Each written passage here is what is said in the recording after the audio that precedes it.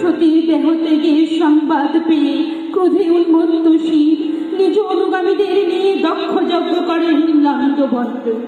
এবং সতীর নিথুর দেহ নিজের কাঁধে তুলে শুরু করেন প্রলয় তাণ্ডব।